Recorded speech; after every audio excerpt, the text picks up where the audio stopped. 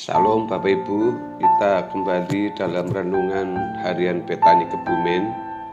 Hari ini kita akan berbicara tentang yang paling sentral. Saudara, bila kita menekankan Yesus yang paling sentral dari Injil, maka kita juga harus menekankan kerajaan Allah. Sebab semua yang diberitakan Yesus bertumpu pada yang satu ini, kerajaan Allah atau kerajaan surga. Bertobatlah sebab kerajaan Allah sudah dekat, dalam Matius 4 ayat 17. Apakah sebenarnya kerajaan Allah itu? Mengapa Yesus mengajar kita berdoa, datanglah kerajaanmu, dalam Lukas 11 ayat 2. Hal paling sentral dari kerajaan Allah itu adalah nilai-nilainya. Kerajaan Allah adalah kerajaan kebenaran, kerajaan keadilan, kerajaan kasih, kerajaan perdamaian, dan seterusnya. Jadi bila Yesus mengatakan bertobatlah sebab kerajaan surga sudah dekat, maka yang ia serukan adalah agar kita berbalik. Inilah artinya bertobat itu, berbalik 180 derajat dari hidup dikuasai kepalsuan kepada hidup yang dikuasai kebenaran. Berbalik dari kecenderungan kesewenang-wenangan kepada cinta dan keadilan. Maksudnya cinta akan keadilan. Dari hati yang dibakar dendam dan pembalasan kepada hati yang penuh kasih dan pengampunan. Dari pertikaian dan perpecahan kepada persekutuan dan perdamaian. Ketika Yesus mengajar kita berdoa, datanglah kerajaanmu, maka yang ia kehendaki adalah agar nilai-nilai kerajaan Allah itu datang dan menguasai seluruh kehidupan kita. Oleh karena itu, ini yang paling sentral yang ingin saya sampaikan. Menerima Yesus tidak sama dan tidak cukup dengan sekadar menganut sebuah agama atau yang bernama agama Kristen. Saudara, bila Anda sungguh-sungguh menerima Yesus, itu berarti Anda harus menerima yang paling sentral dari ajaran Yesus di dalam hidup Anda.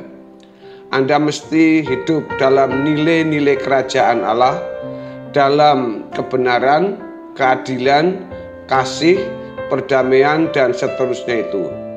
Menerima Yesus untuk Anda sudah, tetapi hidup dalam kerajaannya sudahkah? Adakah yang berubah dalam hidup Anda? Saudaraku, jadi kita tahu bahwa bagaimana kerajaan Allah itu berarti hidup di dalam nilai-nilai tertentu. Bagaimana kerajaan di dalam kita?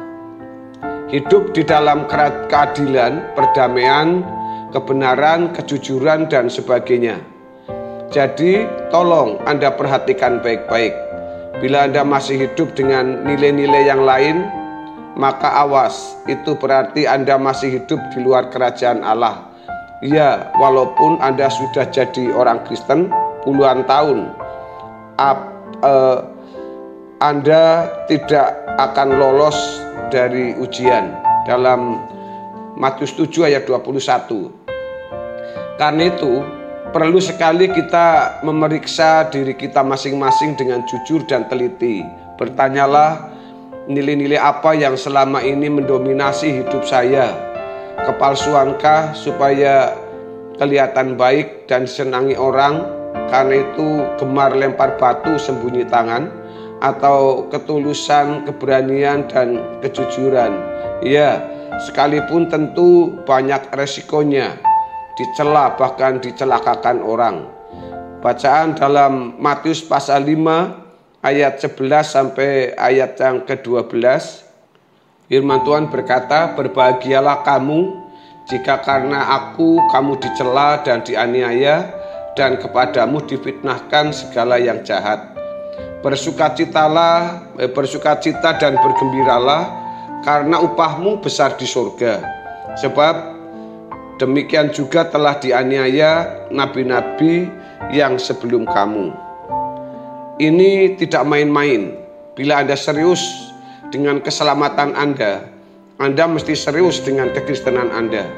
Berarti serius dengan nilai-nilai kehidupan Anda. Kekristenan kita, yaitu keselamatan kita, tidak ditentukan oleh kapan dan oleh siapa kita dibaptis, melainkan oleh bagaimana Anda memberlakukan kehendak Allah dan bagaimana Anda memperlakukan sesama Anda di dalam hidup Anda sehari-hari. Anda ingat apa yang paling sentral dalam pemberitaan Yesus? Waktunya telah genap, kerajaan Allah sudah dekat, bertobatlah dan percayalah kepada Injil, dalam Markus pasal 1 ayat yang ke-15. Percaya, tentu Anda sudah, tetapi bertobat, apakah hidup Anda sudah berubah? Apakah Anda sudah hidup dalam nilai-nilai kerajaan? Ingat, jangan Anda cari kerajaan Allah itu kemana-mana. Kerajaan itu ada di dalam kita. Periksalah, adakah ia ada di situ.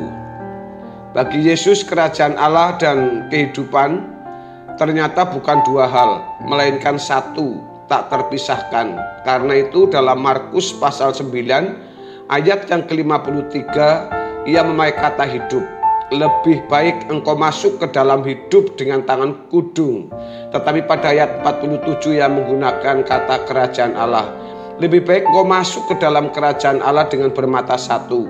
Dengan mudahnya dua kata itu saling dipertukarkan satu dengan yang lain. Namun harus saya tekankan, hidup yang dimaksudkan oleh Yesus adalah hidup bukan hidup asal hidup atau asal eksis.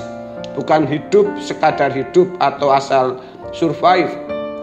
Bahkan bukan sekadar hidup alamiah yang sebentar ada seperti rumput yang berbunga, tetapi esok tiada. Hidup yang sejati adalah hidup yang tidak berakhir oleh kematian. Hidup yang bermakna, hidup yang berkualitas. Hidup yang sejati dimaksudkan oleh Yesus karenanya bukan sekadar hidup yang ada di dalam kita. Ini namanya juga hidup, tetapi dengan huruf kecil. Hidup yang sejati adalah hidup yang diberikan kepada kita. Hidup yang berasal dari luar, dari Allah sendiri. Alkitab mengatakan hidup dengan huruf besar semuanya. Itu bukan apa, melainkan siapa. Akulah, kata Yesus, jalan dan kebenaran dan hidup. Di dalam Yohanes pasal 14 ayat yang ke-6. Ketika ia mau memberikan kehidupan, yang ia berikan adalah dirinya sendiri. Oleh karena itu, kalau Anda mau memperoleh kehidupan, maka tidak ada jalan lain. Anda harus menerima Yesus sepenuhnya, menjadikan Yesus hidup Anda, artinya ia hidup di dalam Anda. Pada satu pihak, mustahilah mengusahakan kebenaran, keadilan, dan perdamaian tanpa Yesus, atau seperti yang diklaim oleh para humanis. Di lain pihak, juga sama mustahilnya hidup dengan Yesus, atau seperti yang diklaim oleh banyak orang Kristen, namun hidup tanpa kebenaran, tanpa keadilan, dan tanpa perdamaian. Saudaraku, kiranya kebenaran firman Tuhan pada hari ini memberkati kita semua. Haleluya. Amin.